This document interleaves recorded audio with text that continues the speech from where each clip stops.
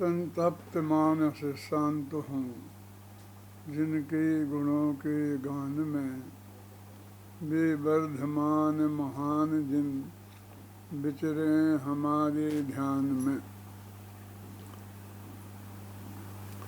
दक्ष लक्षण महापर्व का अवसर चल रहा है और आज उत्तम तप धर्म का दिन है।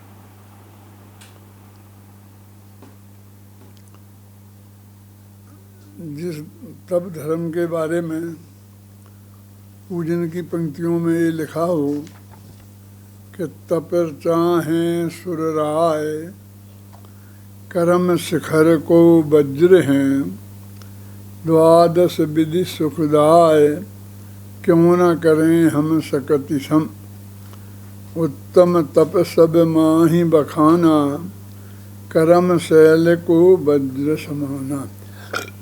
ये 3 पंक्तियां हैं पूजन की। इन 3 पंक्तियों में 2 बार ये कहा है कि जो उत्तम जो तप है वो कर्म रूपी पर्वत के लिए वज्र के समान है। पर्वत किसी दूसरों से आसानी से भेदा नहीं जाता है, लेकिन इंद्र का वज्र होता है, वो हथियार बहुत मजबूत हथियार होता है, जिससे सब चीज़ें भेद दी जाती हैं, तोड़ दी जाती हैं, नष्ट कर दी जाती हैं। तो ऐसा कर्म रूपी पर्वत के लिए वज्र के समान है, माने कर्मों का नाश करने वाला है। ऐसा तप है। तप के जो ऐसे गीत गाए हैं वो तप कैसा होगा, हम गहराई से विचार करें कि तप का वास्तविक अर्थ क्या है। जिसे वज्र के समान कहा गया है कि अब वो तप कैसा, आप नहीं जानते, अनशन आदि सब तप ही तो हैं। अनशन है, एकासन है, ये सब तप हैं। वो तप जो कर्म के रूपी पर्वत के लिए वज्र के समान है, वो बस एक टाइम के भोजन छोड़ने रूप होगा कि दिन भर भोजन नहीं किया, ऐसा होगा। कैसा होना चाहिए वो तप का वास्तविक स्वरूप क्या होना चाहिए, इस पर हमें एक गंभीरता से विचार करने की ज़रूरत है। वास्तव में तो ये 10 ही धर्म चारित्र गुण की पर्यायें हैं, क्योंकि मुनि धर्म के स्वरूप में आती हैं। फिर भी तप और संयम ये 2 धर्म तो डायरेक्ट चारित्र से संबंधित हैं। मुनिराजों के लिए जो अनिवार्य है वो संयम है, और जो ऑप्शनल है वो तप है। संयम में जो वर्णन आता है वो तो मुनिराज को होना ही चाहिए, नहीं होगा तो वे मुनिराज नहीं होंगे। ख्याल में है ना, माने 3 गुप्तियाँ, 5 समितियाँ, 5 पंच महाव्रत, ये जो बाही में बताए हैं ये, और आत्मा का अनुभव, 3 कसाय के अभाव रूप परिणामों की निर्मलता, ये तो संयम है, उसमें होना ही चाहिए। लेकिन तप करें और ना करें, भाई अनशन करें और ना करें, समझे ना। माने ये बाकी जो तप हैं 12 हैं वो 24 घंटा प्रति समय नहीं होंगे। संयम तो प्रति समय होगा, होंगे तो सभी। तब क्या ध्यान नहीं होगा, क्या स्वाध्याय नहीं होगा, सब होंगे। लेकिन ऐसा नहीं कि अभी तो ध्यान तो कर ही नहीं रहे, अभी ध्यान नहीं कर रहे तो तपस्वी नहीं है, अभी स्वाध्याय नहीं कर रहे तो तपस्वी नहीं है, अभी तो आहार का त्याग नहीं कर रहे, आज तो आहार कर रहे, तो आहार करते वक्त वे मुनिराज तपस्वी हैं कि नहीं हैं? तपस्वी तो हैं, लेकिन वो तप 24 घंटा की क्रिया ऐसी नहीं है कि आप उसे 24 घंटे देखी जा सकेंगे। तो जो अपने शास्त्रों में उसमें कहा द्वादश विधि सुखदाय लगा, तप चाहे सुर राय, देवता लोग चाहते हैं, और कर्म शिखर के लिए जो वज्र के समान हैं, और वो 12 प्रकार का है। और क्यों न करें निज सकति सम, तो कहते ये आत्मा निज शक्ति के संसार उन्हें क्यों ना करे। इनका वर्णन तो मुनि धर्म की अपेक्षा से है, और श्रावक भी करे अनशनादि तो कौन रोकता है। सामायिक श्रावक करे, आत्मा का ध्यान भी श्रावक करे तो कौन रोकता है, स्वाध्याय भी श्रावक करे। तो क्यों न करें हम सकति सम, हम सब मिलकर अपनी शक्ति के अनुसार उसे क्यों नहीं करें। ये जो 12 तप हैं, जिन्हें 6 को हम बहिरंग कहते हैं और 6 को अंतरंग कहते हैं। तो 12 तपों में अनशन, अमौदर्य, वृत्ति परिसंख्यान, रस परित्याग, विभक्त शय्यासन और काय क्लेश, ये 6 बाह्य तप हैं। और 6 अंतरंग हैं, प्रायश्चित, विनय, वैयावृत्ति, स्वाध्याय, वित्सर्ग और ध्यान। ये 6 अंतरंग तप हैं और 6 बहिरंग तप हैं। अभी इन तपों के संदर्भ में पहले तप से दूसरा तप महान है, दूसरे तप से तीसरा तप महान है, और ये महानता कई गुणी है। जो पहला तप अनशन है ना, और अंतिम तप ध्यान है,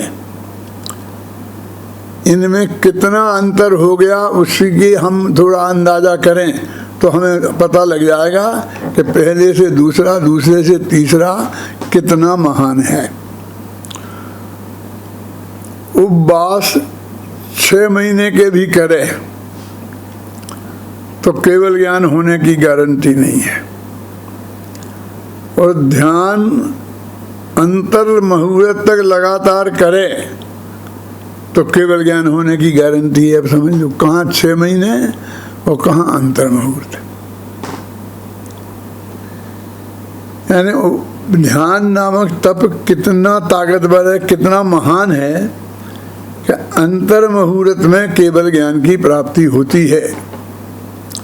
और उपवास के सब ध्यान लगातार करे तब होता है ना, तोड़ तोड़ के ध्यान में लगातार करे तभी होता है। उपवास भी तो लगातार ही करना पड़ता है कि बीच में तोड़ तोड़ के होता है। कि ऐसा हमने सुबह खाना खा लिया फिर उपवास है, फिर 12 बजे खा लिया फिर उपवास हो गया, ऐसा थोड़ी होता है। उपवास भी तो लगातार ही करना पड़ता है ना।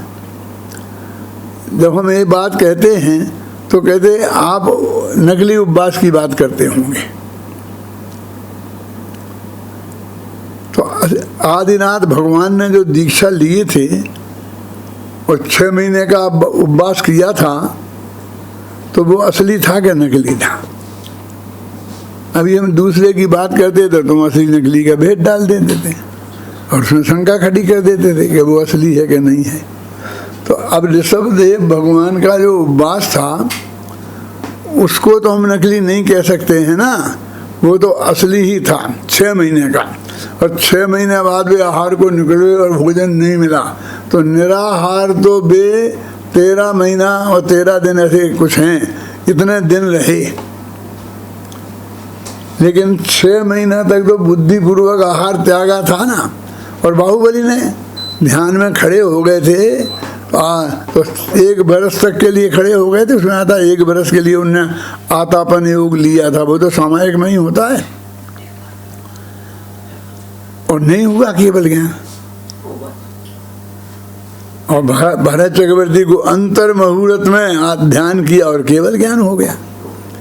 ये दोनों उदाहरण हमारे पास शास्त्र के मौजूद हैं, और एक ही शास्त्र के, वही महापुराण, वही आदि पुराण, और वही एक ही परिवार के, समझ लो बाप बेटों का उदाहरण है।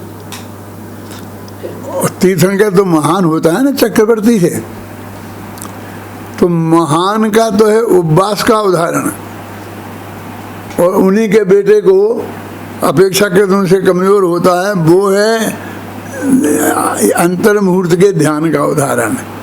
इन दोनों बातों में कहीं भी शंका की रंच मात्र भी गुंजाइश नहीं है। तो आप समझ लो कि उपवास भी असली और ध्यान भी असली, नकली की तो यहाँ पर बात ही नहीं हो रही है, नकली की हम चर्चा नहीं करेंगे, ख्याल में आई ना। लेकिन ये असली उपवास और असली ध्यान, इनमें ध्यान अंतर मुहूर्त हो गए तो केवल ज्ञान होने की गारंटी है। शास्त्र में लिखा, करुणा योग कहता है शुद्धोपयोग लगातार अंतर मुहूर्त तक रहे तो केवल ज्ञान हो जाता है। और ये भी शास्त्र में ही लिखा है कि 6 महीने के उन्होंने उपवास किए और फिर भी आहार को निकले, माने उनको मोक्ष तो हुआ ही नहीं, और ऐसा भी नहीं हुआ कि भी अब आहार की आवश्यकता नहीं है, अभी आहार को निकले ही नहीं। तो वो भी बात बिल्कुल एकदम सच्ची है। तो दोनों में कितना अंतर है, सिर्फ इस अंतर का ज्ञान कराने के लिए मैंने आपको ये उदाहरण दिया है। अब अनुस्मरण से हम बात शुरू करेंगे।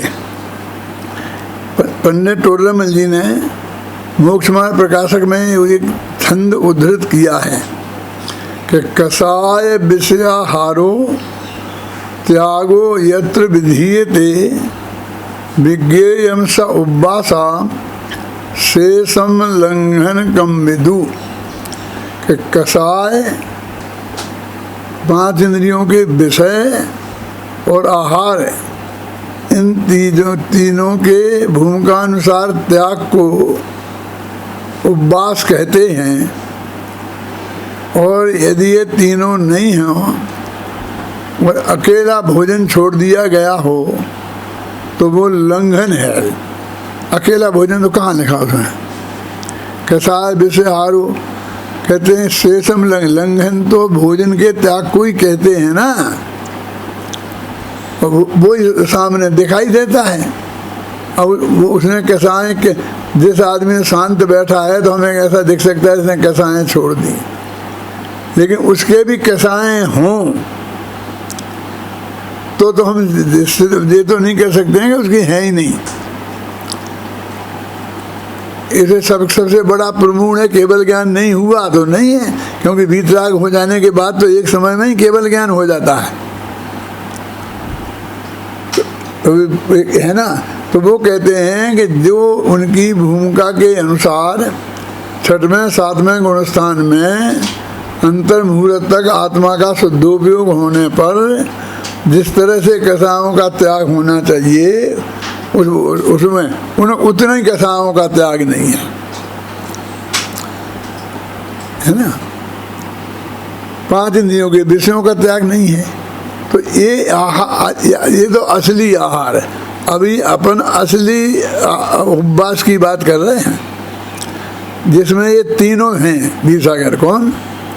कषाय, इंद्रियों के विषय और आहार।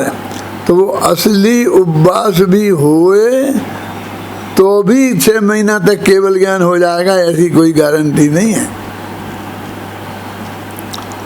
वो अंतर मुहूर्त तक लगातार आत्मा में उपयोग रहना चाहिए, मनुष्य शुद्धोपयोग होना चाहिए। और ये तो बहिरंग तप है, तो जो बाहर के समान है, ये तो आहार से संबंध है, ये 5 इंद्रियों के विषयों के त्याग से संबंध है। तो इसलिए इन दोनों में बहुत फर्क है। लेकिन और भी जरा देखो कि साहब ये तो ठीक है, लेकिन अनशन माने बिल्कुल आहार नहीं करना, ठीक है। और अमौदरी क्या है? किसी ने आज तक जानने की कोशिश ही नहीं करी कि अमौदरी शब्द का क्या अर्थ होता है। सामान्य जनता की बात करता हूँ मैं। ये जो 10 दिन उपवास करते हैं ना, और रामलीला मैदान में अंतिम दिन इनका सम्मान होता है, उनमें से 90% लोगों की बात कर रहा हूँ मैं कि उनमें उनसे कहो अमोदरी क्या है, तो वे ऊपर आकाश की तरफ देखते हैं।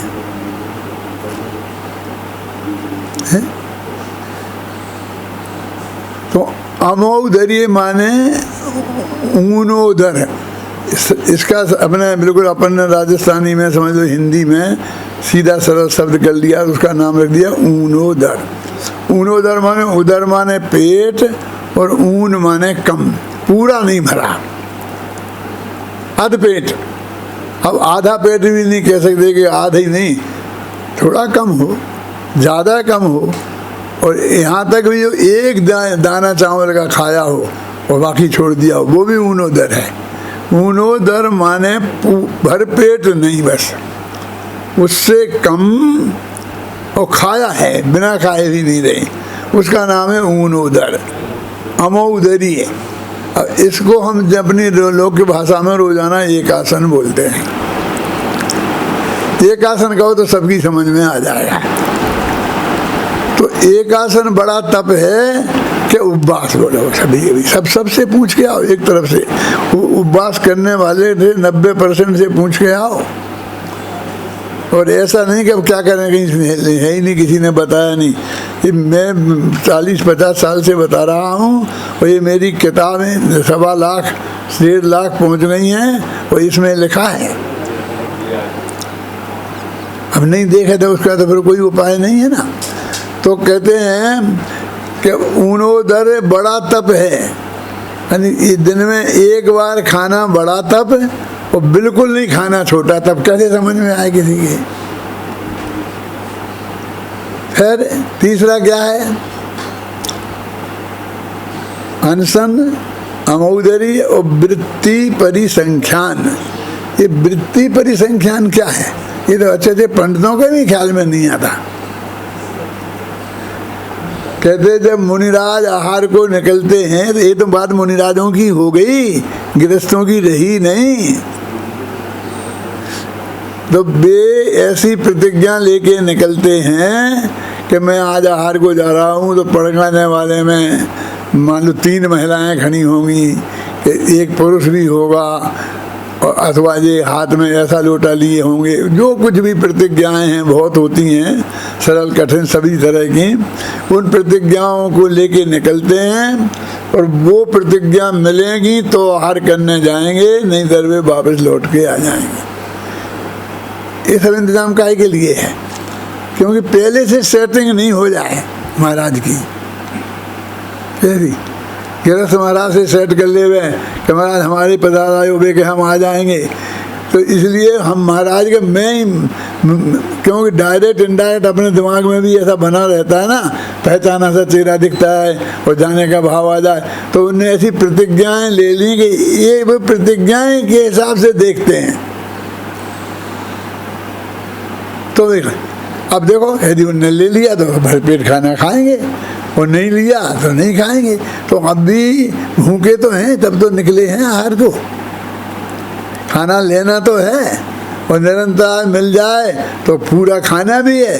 लेकिन उन प्रतिज्ञाओं के अनुसार मिलना जरा कठिन होता है, तो नहीं मिले तो परिणामों में अशांति नहीं करना, और शांत भाव से वापस आ जाना और अपने ज्ञान ध्यान के काम में लग जाना। इसे बोलते वृत्ति परिसंख्यान। जहाँ महाराजों के आहार होते हैं, निकलते हैं, तो वहाँ ज़रा होता है कि ऐसी प्रतिज्ञा थी, ऐसी प्रतिज्ञा थी, ये नहीं मिली, ये नहीं मिली, तो लोगों को थोड़ा सा पता चलने लगता है कि भाई वृत्ति परिसंख्यान क्या है। तो अभी ये नाम तो नहीं जानते हो, नाम तो नहीं बोल सकते हैं। अब ये वृत्ति परिसंख्यान में देखो, भरपेट खा लेंगे यदि प्रतिज्ञा मिल जाएगी तो भी जी उससे बड़ा तब। कैसे? क्यों भी शायद क्या देख रहा है तू?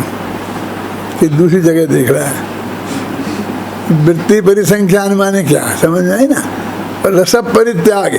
रस परित्याग माने 6 रस होते हैं ना, त्यागते हैं कि मैं 1 रस नहीं खाऊंगा, 2 रस नहीं खाऊंगा, 1 खाऊंगा, ये नहीं खाऊंगा। तो ऐसा नीरस भोजन लेना, उसे रस परित्याग कहते हैं, है ना। अभिव्यक्त संयासन और काय क्लेश, इनको बाद में समझ लेंगे अपन। ये 4 जो तप हैं, ये सीधे भोजन से संबंध है। कभी कभी मेरे को अंदर में विचार आता है कि ये क्या बात है, 12 में से 4 तप 1/3 अकेले भोजन ही भोजन में चले गए। तो बाकी 23 घंटा क्या करेंगे? क्योंकि भोजन के समय में बहुत गड़बड़ी होने की संभावना है, इसलिए बहुत अधिक कसावट करी है उन्होंने। अब एक से आगे आगे वाले बड़े क्यों? क्योंकि वास्तव में तप की परिभाषा क्या है? इच्छा निरोधस तपा। पेट के निरोध का नाम तप नहीं है, इच्छा के निरोध का नाम है तप है। 4 प्रकार में जो 4 तप आहार में आ गए, तो वे आहार करने जाएंगे तो ये 4 तप होंगे ना। अब गए ही नहीं तो एक आंसर नहीं हो जाएगा अकेले पूरा। वृत्ति परिसंख्यान तो जब होगी जब वे आहार को निकलेंगे, रस परित्याग तो तब होगा जब वे आहार को निकलेंगे, हैं? तो जब वे आहार को निकलेंगे तब तो कहते 4 जगह कसा बांधा उन महाराज को कि इच्छा का निरोध वास्तविक तप है, पेट का निरोध नहीं। पेट तो भरना है, जब निकले हैं तो पेट तो भरना है, नहीं जिंदा कैसे रहेंगे? जिंदा रहना अनिवार्य है। समाधि मरण के बारे में मैंने पढ़ा था, लिखा भी था कि जिस तरह जीने की इच्छा अतिचार है उसका समाधि मरण का, ऐसा मरने की इच्छा भी अतिचार है। हम मर जाएंगे मर जाएंगे, हर बात है मरने के लिए तैयार रहना ये मुनि धर्म नहीं है। मरने के लिए तैयार रहने का अर्थ समझते हो क्या है? क्योंकि मर के जाओगे तो सीधे मोक्ष तो अभी जाने वाले नहीं हो। तो चारों गति में किसी भी गति में जाना, मैं नहीं कहता हूँ कि तुम नरक में जाओगे, तुम तो स्वर्ग में जाओगे। और भी जो तुम बढ़िया समझते हो, चक्रवर्ती होने वाले हो, कुछ भी सही तुम, तो भी माँ के पेट में जाओगे तो वहाँ व्रत नहीं होगी। सम्ना दर्शन तो होता है माँ के पेट में, लेकिन व्रत नहीं होते हैं अभय कुमार जी। तो असंयमी होने वाले हो, और मुनिराज तो संयमी है। तो कोई आदमी 6वें 7वें गुणस्थान में जो है वो 4थे में क्यों जाना चाहेगा? है ना? मरने की इच्छा का मतलब 4थे गुणस्थान में जाने की भावना है। आप ये समझ लेना। कुछ लोग बहुत ढींग हाँकते हैं, मैं तो मरने को तैयार हूँ, मैं तो हमेशा मरने को तैयार हूँ। तुम मरने को तैयार है माने ये सारे व्रत छोड़ने को तैयार है, तुझे संयम इष्ट नहीं है। ऐसा लिखा मैंने समाधि में पढ़ा है कि मरने की इच्छा में ये सबसे बड़ा दोष है। और जीवन के लिए ऐसा लिखा है कि जीने के लिए तो यत्न करना नो, लेकिन मरने के लिए यत्न नहीं करना। हम तो दोनों को कहते बराबर रखना, संभाव रखना, चाहे लाखों वर्षों तक जीऊं, चाहे आज ही मृत्यु आ जावे। तो इसी का ये अर्थ है। क्योंकि जीने की इच्छा नहीं रखोगे, जीने के लिए प्रयत्न नहीं करोगे तो आहार नहीं करोगे। तो आहार को निकलना मुनिराजों को नहीं, तो वो तो जीने की इच्छा का तो है ही। माने जीने के लिए इच्छा ही नहीं, प्रयत्न करना। वो तो ये है कि जब जीना तो है ही नहीं और मर ही रहे और जबरदस्ती बचे रहे, उसका निषेध है? जीवन के लिए तो उन्होंने सब प्रयत्न बताए हैं।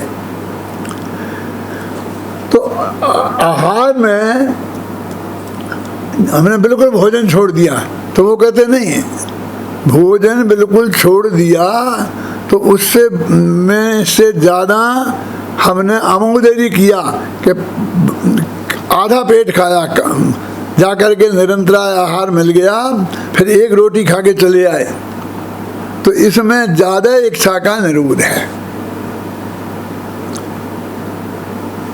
समझे ना? क्योंकि भोजन के पास जाना ही नहीं, निरंतराय आहार मिलना ही नहीं, भूख लगी हो, मन के अनुकूल आहार सामने निरंतराय मौजूद हो, और फिर भी खाना शुरू कर दिया और फिर आधा पेट आकर के रुक जाना बीच में, बहुत कठिन काम है। प्रयोग करके देख लेना,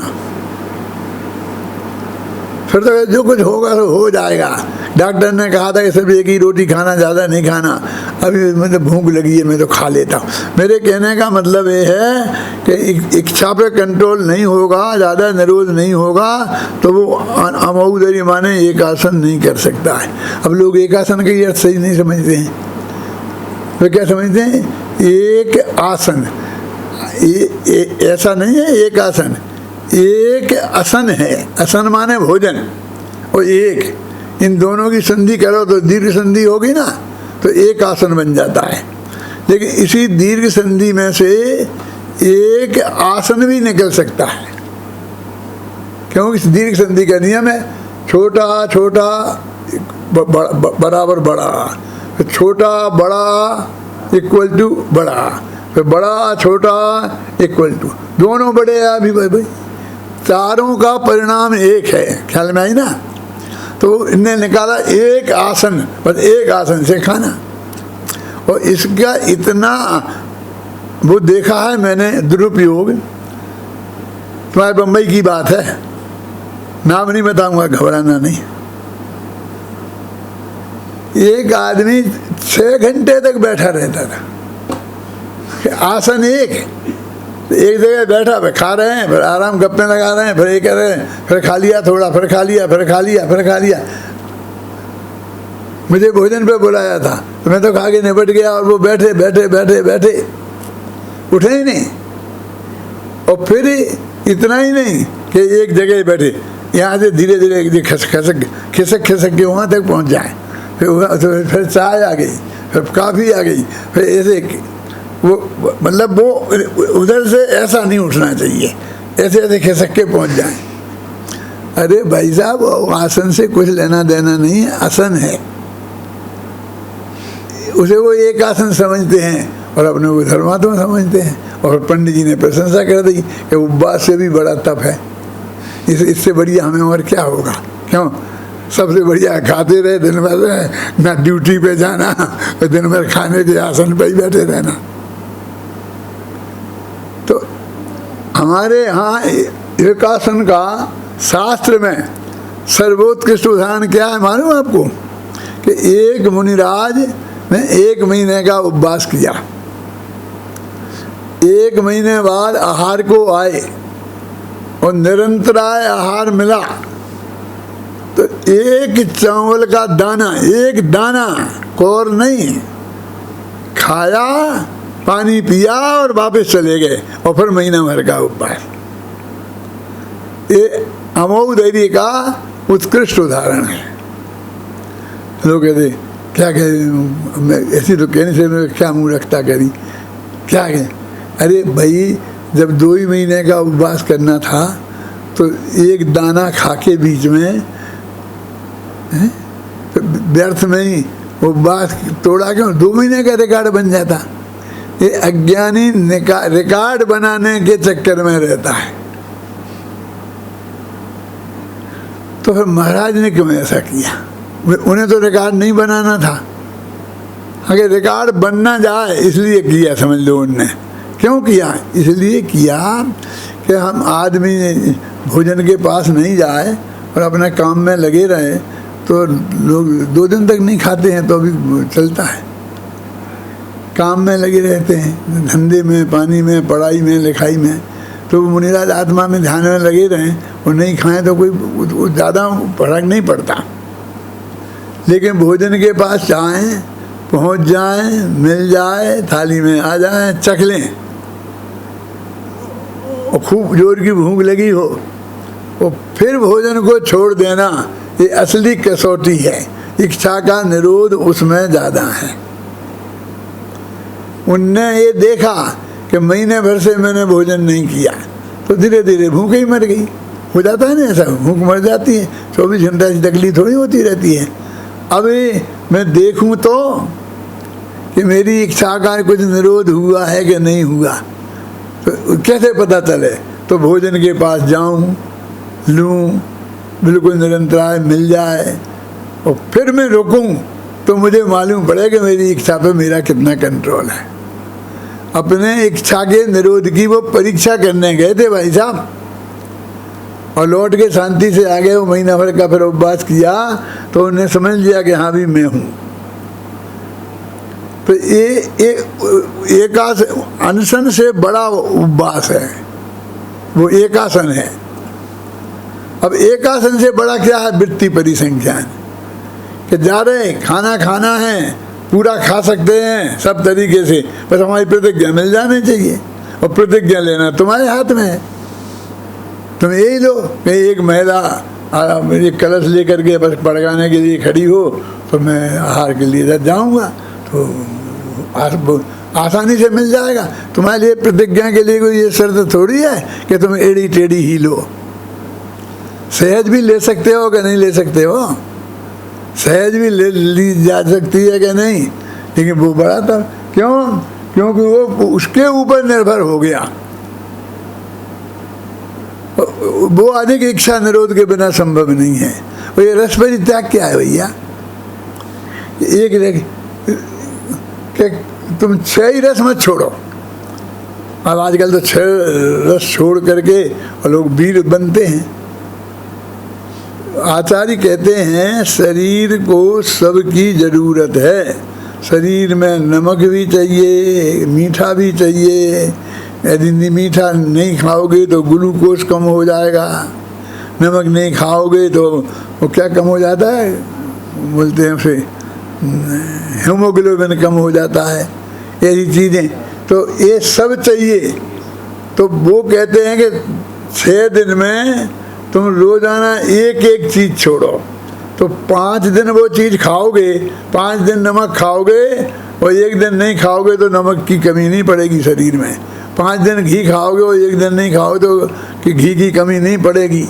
5 दिन चीनी खाओगे और 1 दिन नहीं खाओगे तो चीनी की कमी नहीं, मीठे की कमी नहीं पड़ेगी। ख्याल में आई ना? तो शरीर को से तो बैर है नहीं। शरीर को पूरी चीज़ मिल जाए और तुम्हारा रोजीना का भोजन बिगड़ जाए, स्वाद खत्म हो जाए। एक चीज़ नहीं डाली तो स्वाद फीका हो गया। नमक के बिना सब फीका हो जाता है कि नहीं हो जाता है? और यदि बिल्कुल नमक छोड़ दो तो फिर बाद में बिना नमक के अच्छा लगने लगता है, और नमक खाओ तो फिर बुरा लगता है। एक दफ़ा मैंने छोड़ दिया था, 6 महीना नहीं, 1 बरस तक नहीं खाया नमक। क्या ऐसा नहीं समझे तुम ही लोग छोड़ते हो? मूर्खता का ठेका कोई एक का थोड़ी है, हैं? समझे ना? डॉक्टर लोग कहने लगे भैया ये नमक शरीर में नमक की कमी हो गई, अभी नमक तो लेना पड़ेगा। मतलब स्वाद, रोजीना का एक रस छोड़ा तो स्वाद बिगड़ गया, तो इच्छा का निरोध ज़्यादा हो गया। हाँ, और शरीर में कोई कमी नहीं पड़ी, शरीर से कोई बैर विरोध थोड़ी था। सब चीज़ पोषक तत्व जो हैं शरीर के लिए वो पहुंच जाना चाहिए।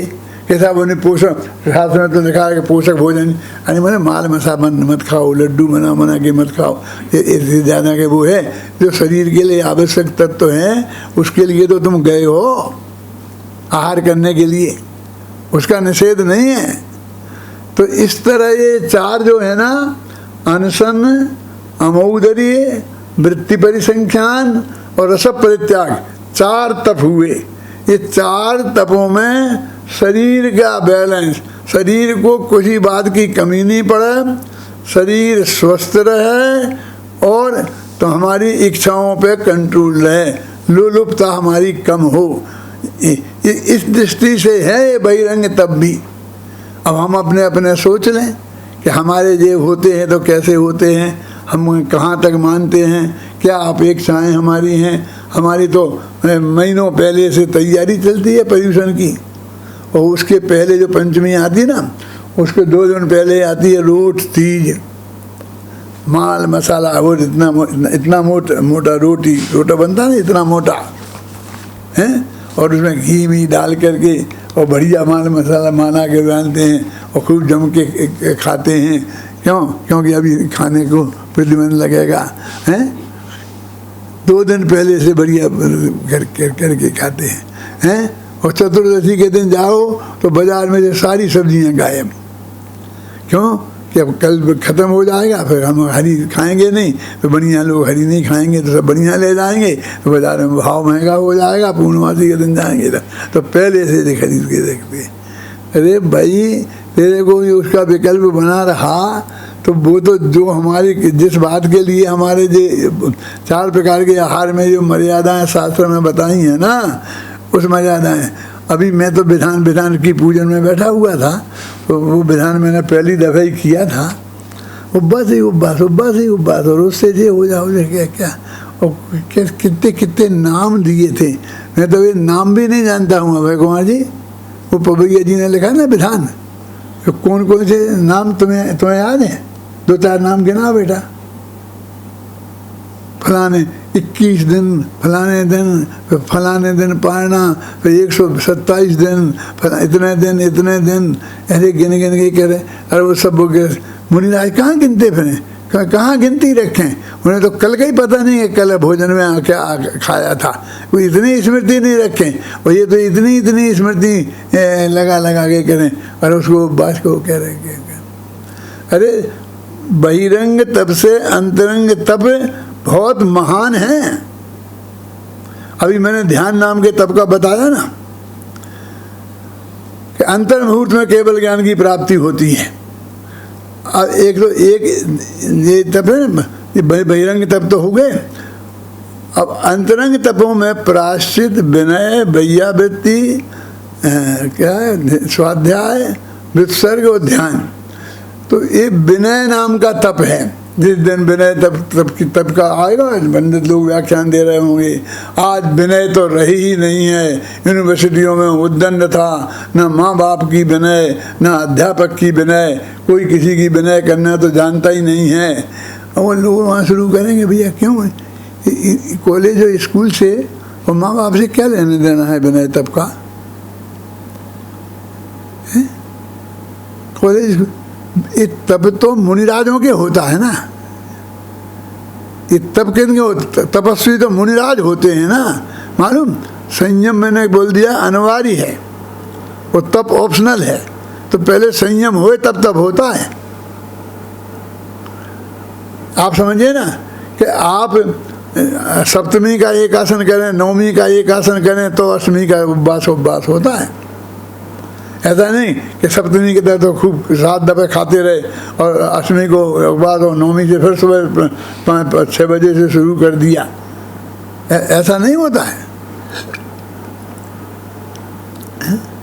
तो ये जो तप है विनय, तो विनय का ना देखो, ना तो स्कूल के विनय से मतलब है, ना अध्यापकों की विनय से मतलब है, ना माँ बाप की विनय से मतलब है।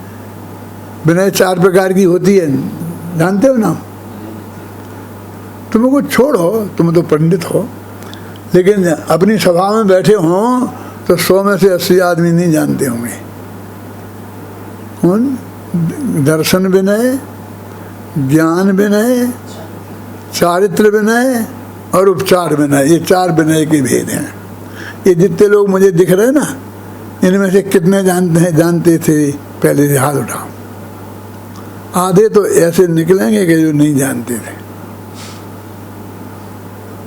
मेरे कहने का मतलब ये है, तो कहते उपचार विनय में तो आ जाएगा ना, माँ बाप की विनय नहीं आएगा, अध्यापक की विनय नहीं आएगा। क्यों? धर्म के क्षेत्र में उपचार भी धर्मात्माओं के में लगता है। दर्शन की विनय, निश्चय विनय, और सम्यक दृष्टि की विनय, व्यवहार विनय। ज्ञान की विनय, निश्चय विनय, और ज्ञानी धर्मात्मा की विनय, उपचार विनय।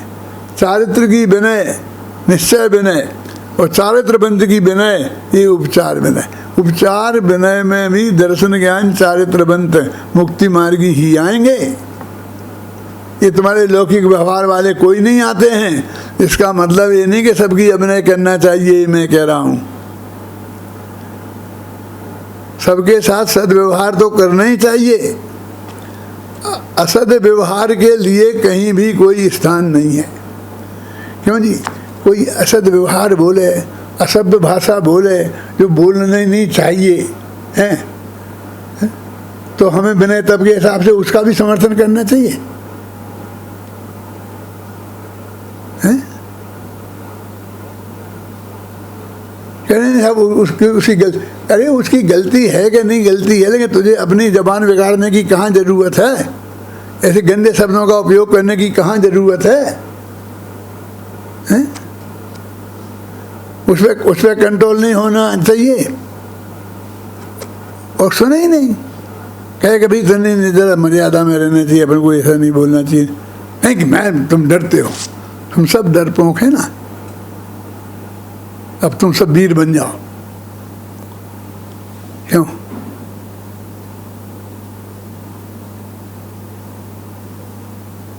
झगड़ने का नाम वीरता है, शांत रहने का नाम, सभ्यता से रहने का नाम कायरता है। किस बात का समर्थन करना है बताओ तो, कि इस बात का समर्थन करना है?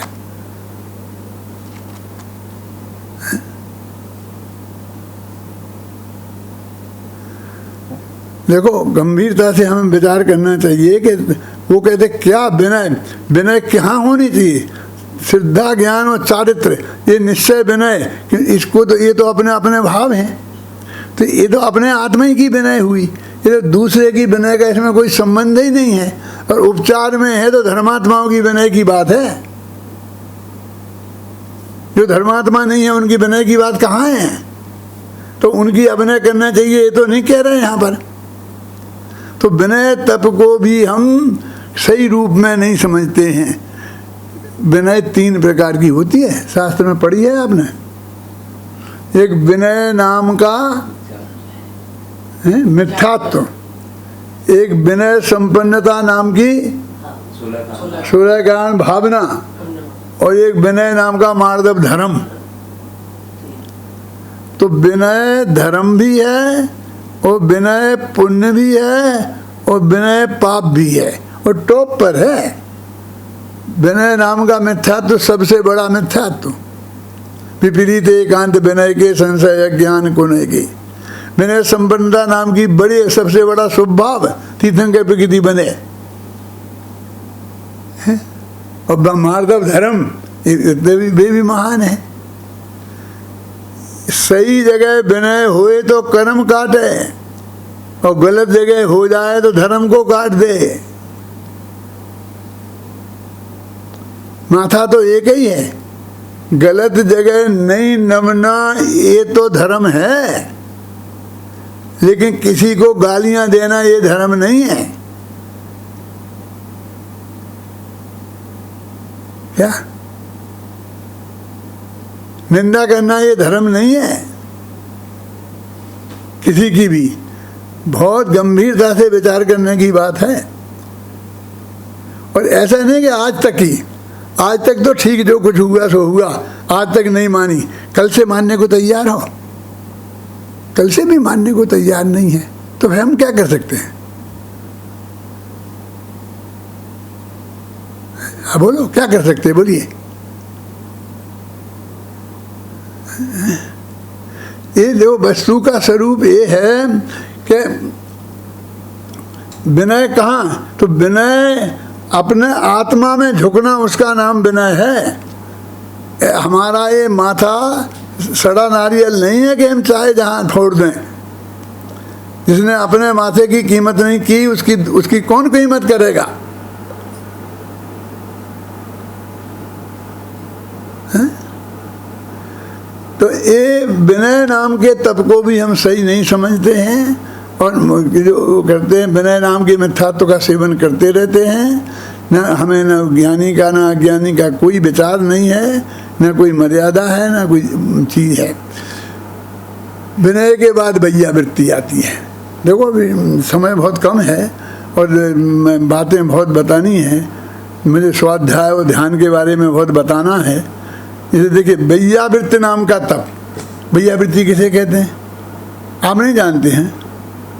नहीं, हम तो नहीं जानते हैं, लेकिन आप तो जानते हैं ना कि हम तो करते भी हैं। क्या करते हो? वैयावृत्ति जानोगे जब तो करोगे। बिना सोचे समझे दिन रात में चाहे जिसके पैर दबाते रहना, उसका नाम वैयावृत्ति नहीं है। क्या? मैं आपसे एक बात पूछता हूँ कि वैयावृत्ति नाम का जो तप है, वो जो पैर दबाता है उसे होता है, वो है तपस्वी, कि जो दबवाता है वो है तपस्वी? बोलो भाई, क्या नाम तुम्हारा? क्या नाम क्या नाम है भैया? अरुण जी, क्या तप है बोलो? पैर दबवाना तप है कि पैर दाबना तप है? यदि पैर दाबना तप है तो गृहस्थ तपस्वी हुआ, महाराज तपस्वी नहीं हुए। और तपस्वी तो महाराज है। और दबवाना तप हुआ, इससे बढ़िया और क्या काम होगा? हम तो ये तप 24 घंटा करने को तैयार हैं कि लोग हमारे पैर दबाते रहें। अरे पैर दबाने का संबंध इससे नहीं है। वैयावृत्ति में पैर भी दबाए जाते हैं, चिंता की बात नहीं। कोई मुनिराज हैं, बहुत ज़्यादा बीमार हैं, वृद्ध हो गए हैं, और ऐसी स्थिति है कि उनके सारा शरीर में पोर में दर्द हो रहा है, सामायिक में मन नहीं लग रहा है, और ऐसी स्थिति में उनके परिणाम बिगड़ रहे हैं। तो उनके परिणामों को स्थिर करने के लिए कोरा उपदेश दोगे ना, तो उसे गुस्सा आता है। अब वो चिल्लाने लग गया, पानी पानी पानी पानी। शास्त्र में ये लिखा है कि जब वो पानी पानी मांगे तो पहले एक गिलास पानी लाओ और पानी दिखाओ कि ये पानी आ गया, तुमने मांगा था। लेकिन अब मेरी एक बात सुनो कि तुमने कितना पानी पिया और आज तक प्यास बुझी, और क्या पीने की बुझ जाएगी? और इस एक दफे भ्रष्ट हो गए तो तुम नरक निगोद जाओगे, और नहीं तो फिर इसी जगह जाओगे कि जिंदगी भर एक बूंद पानी नहीं मिलेगी। वो 3 समुद्र का पानी पी जाओ तो भी प्यास नहीं बुझे। क्यों? फिर समझाओ। यदि पैरों में बहुत दर्द है तो पहले पैर दबाओ, फिर समझाओ, तो वो तुम्हारी बात सुनेगा भी और समझेगा भी। तुम कोरी बातों में से समझाओ तो नहीं, लेकिन बिना मतलब से नहीं, खुशी ना खुशी, हमें भी कुछ नहीं है, तुम्हें भी कुछ नहीं है, और तुम हमारे पैर दबा रहे, तुम खुश हम खुश, और अपने आराम से घंटों समय बर्बाद कर रहे। ये वैयावृत्ति तब है। कहीं धर्म से चिग रहा हो तो उसे उसी में स्थापित करना जैसे भी विधि से हो। पैर दबाकर हो तो पैर दबाकर, समझाकर हो तो समझाकर, जैसे भी हो तैसे उसे स्थिर करना, अपने को स्थिर करना, ये वास्तव में सच्ची वैयावृत्ति है।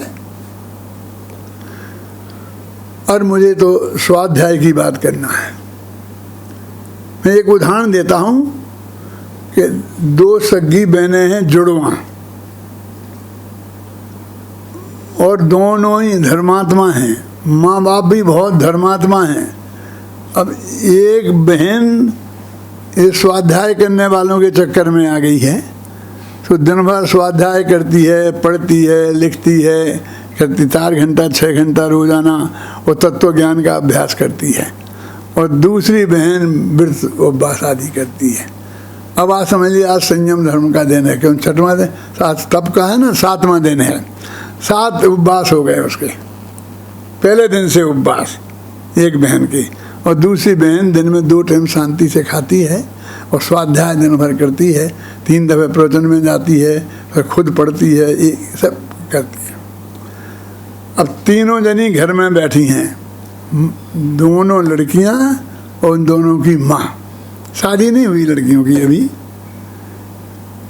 अब अंदर से किवाड़ बंद थे, किसी ने बाहर से आके घंटी बजाई तो तीनों में से कोई नहीं उठा किवाड़ खोलने को।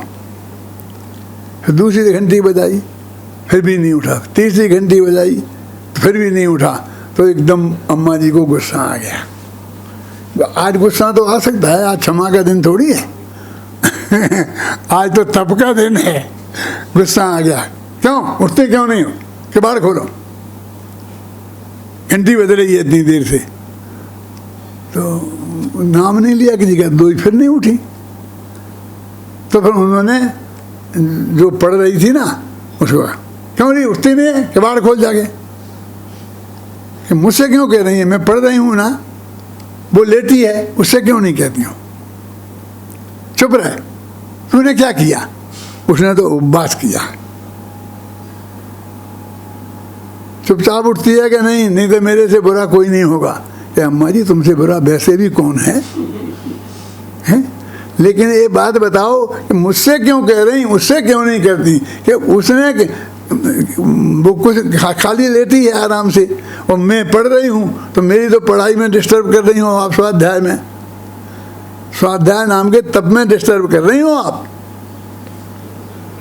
हैं? बताओ किसको उठना पड़ेगा? क्योंकि कोई मानता ही नहीं है कि वो तप कर रही है। उस स्वाध्याय वाली को तप ही नहीं मानता, और अनशन वाले को सब तप मानते हैं। 10वें दिन जुलूस निकलेगा, हाथी पे बैठाल करके, बढ़िया बढ़िया सुंदर सुंदर साड़ियाँ कपड़े पहन के, गहने पहन के, जैसे दुल्हन जैसी सज करके निकलेगी, समझे ना। और सब गांव वाले आएंगे और घर में वो उनको आहार दान होता है। अब जी एक दफ़ा मैं फंस गया था, नाम भी बता सकता हूँ किसके यहाँ, अब अपना मिलने वाले हैं, तो हाँ मेरी बच्ची ने उपवास किए हैं, आज पालना है, आपको चलना पड़ेगा। मैंने कहा मेरे को मत ले जाओ। नहीं, आपको थोड़ा आधा घंटा प्रवचन रखेंगे, हम सब लोगों को बुलाएंगे आपसे। मैंने कहा मेरे से मत करवाओ प्रवचन उसका, नहीं माने। अब कुछ मित्र होते हैं ना ज़्यादा घनिष्ठ, अब अभय जी आपको कैसे मना करूं, आप कहोगे तो जाना ही पड़ेगा ना। तो मैं गया। अब वो खैर जो भी हो गया वो तो हो गया, लेकिन मेरे से कहे कि आप इनको आहार दो। मेरे का गजब हो गया। सब लोग ऐसा एक एक चम्मच वो क्या था, काय का पानी था, क्या होता है, वो ऐसा ऐसा दे रहे थे, और मुझसे कहा कि आप दो। मैं कहा मुझे आहार देना पड़ेगा?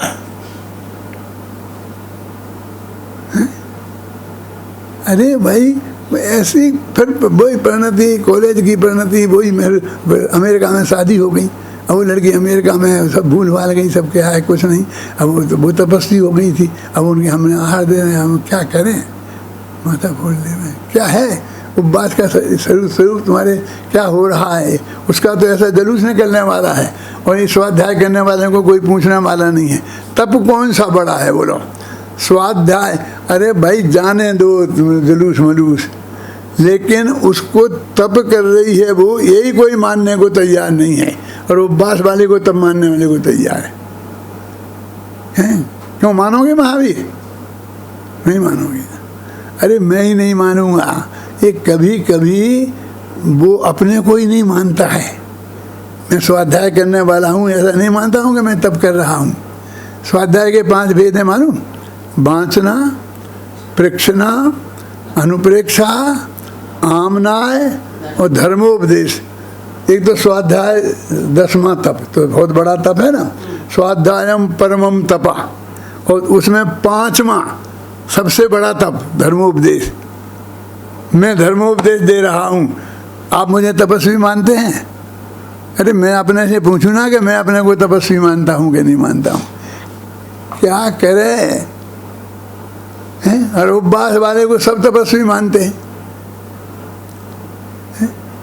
अरे जिस चीज की इज्जत होती है उसको प्रोत्साहन मिलता है। रामलीला मैदान में जाकर के सबके 10-10 दिन के उपवास के होंगे और उनको सम्मान किया जाएगा। तो इस साल 5 आदमी आए हैं 10 दिन के, अगली साल 10 आएंगे, फिर और आएंगे, फिर 8-8 बार के बच्चे छोकरी आएंगी, वे सब ठोक देंगी, और 10 दिन तक क्यों वजन भी कम हो जाएगा और उपवास भी हो जाएगा, और वहाँ सम्मान हो जाएगा, लेन लगेगी। लेकिन जो स्वाध्याय करने वाले, उपाध्याय करने वाले के एक का सम्मान होगा। बर्नी जी है ना, बर्नी जी, गणेश प्रसाद जी बर्नी का नाम सुना? उनने सबसे पहले न्याय प्रथमा दी थी परीक्षा। तो जब प्रथमा दे के वो आए जैन समाज में, तो समाज ने उन्हें हाथी पे बैठाल के बनारस में जुलूस निकाला था, सारी समाज ने, और स्वागत किया था, मालाओं से लाद दिया था।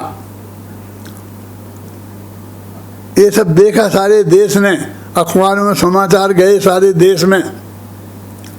लोगों को इतना उत्साह हुआ कि विद्यालय में विद्यार्थी दौड़ दौड़ के जाकर के भर्ती हो के विद्वान बने, न्यायाचार्य बने, बड़े बड़े बने। धीरे धीरे उनकी पूछने वाले कोई नहीं है।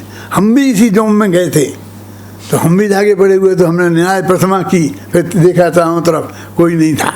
फिर हमने मध्यमा की, फिर देखा चारों तरफ, फिर भी कोई नहीं था।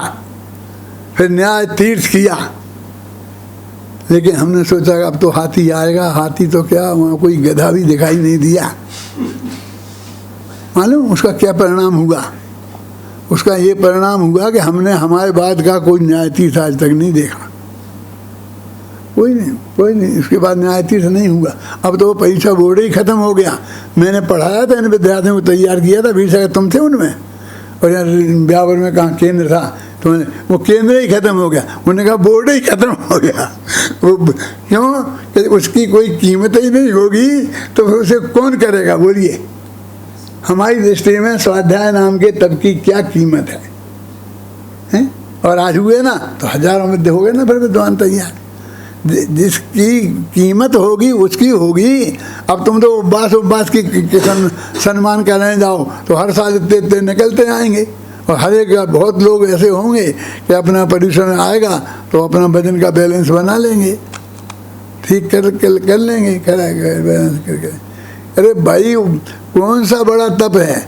अभी ये तो स्वाध्याय देखो, बाँचना, वो भी जो करते भी हैं वो उसको सही रूप में कहाँ जानते हैं? ये हम ये शास्त्र पढ़ रहे हैं ना, ऐसा मनीष, ये भी तप है। आपको लगता है कि मैं तप कर रहा हूँ? तुम खुद ही तप कर रहे कि नहीं कर रहे? ये बाँचना भी तप है। और फिर पृछना, पूछना कि हमारी समझ में ये नहीं आई, ये बात बताओ, ये भी तप है। पूछने वाला तो कोई समझता ही नहीं कि ये तप कर रहा है। लेकिन कैसा होना पूछना?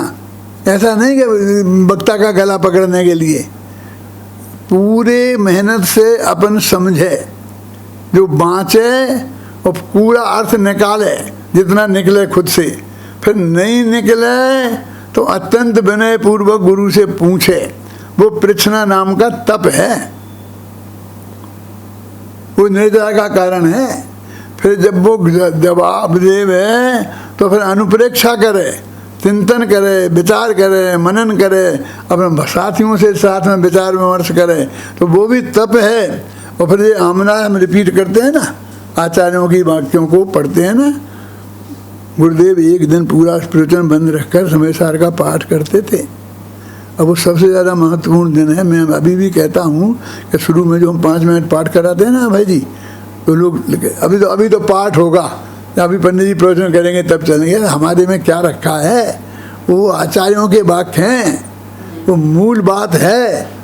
उसमें जो माल है वो हम 45-50 मिनट में नहीं बोल पाएंगे, नहीं बता पाएंगे। वो बताएंगे तो उसी का तो बताएंगे। वो आमनाय भी पाठ है, और ये धर्मोपदेश भी पाठ है। ये तप है। लेकिन स्वाध्याय नाम के तप को हमने तप ही नहीं माना। और वो ध्यान नाम का तप, अब ध्यान की क्लासें लगने गई हैं, जगह जगह ये होने लग गया, वे होने लग गया है। और आज जो ध्यान 8 कर्मों का नाश करता था ना, 4 घातिया कर्मों का नाश करके केवल ज्ञान प्राप्त कराता था, अब वो आजकल ब्लड प्रेशर ठीक कर रहा है, डायबिटीज ठीक कर रहा है। यही का वो बता, वहाँ शुरू ही यहाँ से करते हैं, इसे क्या लाभ होगा कि ब्लड प्रेशर ठीक हो जाएगा, डायबिटीज ठीक हो जाएगा, ये कहते हैं। ध्यान क्या है? ध्यान वास्तव में सच्चा तप है। असली ध्यान हो गए तो अंतर मुहूर्त में केवल ज्ञान की प्राप्ति होती है, हमारे शास्त्रों में लिखा है। लेकिन हमें ध्येय का ही पता नहीं है, किसका ध्यान करना है। बताते हैं, कोई कहता है डंडे की तरफ ध्यान लगाओ, कोई कहता है इस पे लगाओ, कोई कहता है नाक की नोक पे ध्यान लगाओ। ये नाक की नोक आत्मा नहीं, इससे क्या होगा? तो ये आत्मा के प्रदेश हैं यहाँ, ये तुम्हारे जैन पंडित बोला, ये आत्मा के प्रदेश हैं। तो मैंने कहा इस यहाँ नहीं है आत्मा के प्रदेश, यहाँ प्रदेश है। मैंने कहा बेटा, प्रदेश तो 24 घंटे घूमते रहते हैं, यहाँ के यहाँ आ जाते हैं, यहाँ के यहाँ आ जाते हैं, यहाँ के यहाँ आ जाते हैं। तो ध्यान का भी वास्तविक स्वरूप क्या है? सच्चा स्वरूप ध्यान का हम समझें। ये घंटा पूरा हो गया है और ज़्यादा मैं अब बात कर नहीं सकता हूँ। कभी मौका आए तो मैं आपको बताऊँ। तुम सब पंडित लोग बड़े बड़े, यदि एक दफ़ा मेरे पास आओ और 10-20 दिन रहो तो मैं तुमको सब ये बताऊँ। ऐसा नहीं कि मैं इसका मास्टर हूँ। भाई वो चर्चा करके जो भी मैंने मेरे ख्याल में आया है, जो मेरी आया है, मैं वो सब बातें बताऊँगा। तुम भी सोचना, अपन निकाल के निष्कर्ष निकालेंगे। और अपन जनवाणी के भगत हैं तो क्यों नहीं निकलेंगे। मैं कई लोगों से कहता हूँ कि एक उस स्टैंडर्ड का, उसी भावना से, उसी हिसाब से दुनियादारी की और कोई चक्करबाजी का नहीं। अपन सारी दुनियादारी के चक्करबाजी से बच कर के और शांति से आज क्या है आत्मा, क्या उसका ध्यान कैसे होता है। जो अपन बोलते हैं ना, माँ चिट्ठई माँ जमपई माँ चिंतई, कैसे नहीं बोलना, कैसे नहीं सोचना, कैसे नहीं ये करना, कैसे हो ध्यान का कल्पना तो करो एक दफ़े कैसा होता होगा वो। मैं तो सैकड़ों दफ़े सोचा है कि आदिनाथ महावीर इस पर्वतों की चोटियों पर जाके क्या करते होंगे, क्या देखा होगा, क्या करते होंगे। और उसको मैंने बहुत अंदर से जाके जानने की कोशिश की है। अब मैं जान गया हूँ, ऐसा कह करके मैं कुछ नई दुकानदारी नहीं खोलना चाहता हूँ, धंधा नहीं शुरू करना चाहता हूँ। लेकिन एक दफ़े आप सबसे ये कहता हूँ, एक प्रेरणा आप लो और असली ध्यान के स्वरूप को समझो। अभी करने की बात बहुत दूर है। एक दफ़े सच्ची बात तो ये है कि तुम बड़े पंडित बन गए मेरे विद्यार्थी हो, तुमसे कह सकता हूँ, इसलिए कहता हूँ कि अभी कुछ नहीं है, जीरो है, ऐसा समझ लो। बाकी बड़े बड़े पंडितों से नहीं कह सकता मैं, लेकिन तुम तो मेरे विद्यार्थी हो ना, अभी कह सकता हूँ ना। हैं, ये मेरा अभी 85 वर्ष का हो गया हूँ तो कह सकता हूँ, कल मर जाऊँगा तो फिर 2 वर्ष का हो जाऊँगा, 4 वर्ष का हो जाऊँगा, तो तुमसे कहने का भी नहीं रहूँगा। क्यों हैं, क्यों अभय जी? अभी तो कह सकता हूँ मैं अभय, तो सोच भाई सोच, हैं, और कल नहीं कह पाऊँगा। एक तरह से गंभीरता से विचार करो कि वास्तव में धर्म क्या है। इतना जितना समय गया वो गया, अब कुछ अपने लिए ही समझ लो, अपने लिए, बस प्योर अपने के लिए। अब कुछ समय तो हम अपने लिए दें, प्योर अपने लिए दो और असली धर्म का स्वरूप समझो। वो तब क्या है वो हमारे ख्याल में आवे और उससे हमारा कुछ काम होवे। इसी मंगल भावना के साथ मैं अभी की बात समाप्त करता हूँ।